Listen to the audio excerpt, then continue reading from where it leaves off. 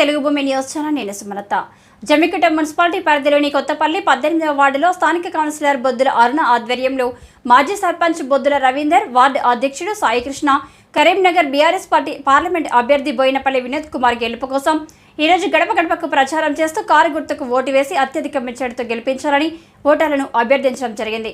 ఈ కార్యక్రమంలో BRS party senior నాయకులు మర్రి మల్లయ్య, తంగళ్లపల్లి రామకిషోర్, తుమ్మ రాజేష్, భోగ సంతోష్, అల్లావుద్దిస్తా తదితరులు పాల్గొనడం జరిగింది.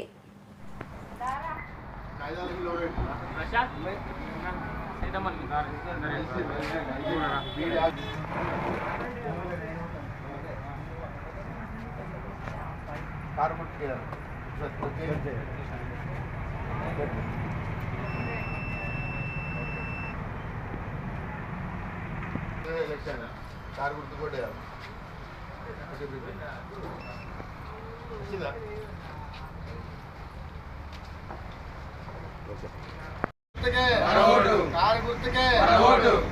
కేసీఆర్ గారి నాయకత్వం, వినోద్ కుమార్ గారి నాయకత్వం, నాయకత్వం, కారు గుర్తుకే. కరీంనగర్ పార్లమెంట్ ఎన్నికలలో బీఆర్ఎస్ పార్టీ తరఫున అభ్యర్థిగా పోటీ చేస్తున్న శ్రీ బోయినపల్లి వినోద్ కుమార్ గారి కారు గుర్తు ఓటేయాలని ఈరోజు జమ్మికుంట మున్సిపాలిటీలోని కొత్తపల్లిలోని 18వ వార్డులో బీఆర్ఎస్ పార్టీ కార్యకర్తలందరం భారీ ఎత్తున ప్రచారం చేయడం జరిగింది. ప్రజల దగ్గర నుంచి కూడా కారు గుర్తుకు విపరీతమైన స్పందన లభిస్తున్నది. ఎందుకంటే బీఆర్ఎస్ ప్రత్యర్థులైన ఇద్దరు కూడా, ఒకరు గత 30 సంవత్సరాల నుండి ఈ ప్రాంతానికి పరిచయం లేని వ్యక్తి, పోయినసారి గెలిచిన ఇంకో పార్టీ అభ్యర్థి ఈ ప్రాంతంలో ఎవరికి కూడా పరిచయం లేదు, ఒకనాడు కూడా రాలేదు.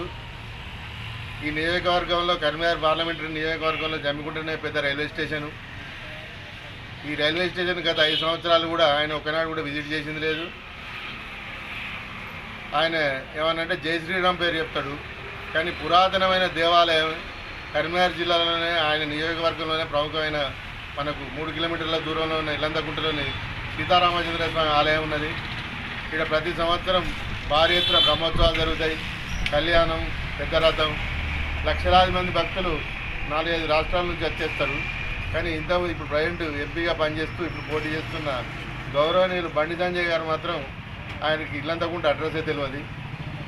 ఇదంతా ప్రజలలో అందరూ మాకే ప్రచారం చేస్తుంటే వారే చెప్తున్నారు. ఈ ఎన్నికలు వస్తున్నాయనే ఉద్దేశంతో తూతూ మంత్రంగా 2 రైళ్లు మాత్రం ఆపడం జరిగింది. అవి మాకు తెలిసి ఎన్నికలు అయిపోగానే ఆ రైలు బంద్ చేయడం జరుగుతుంది.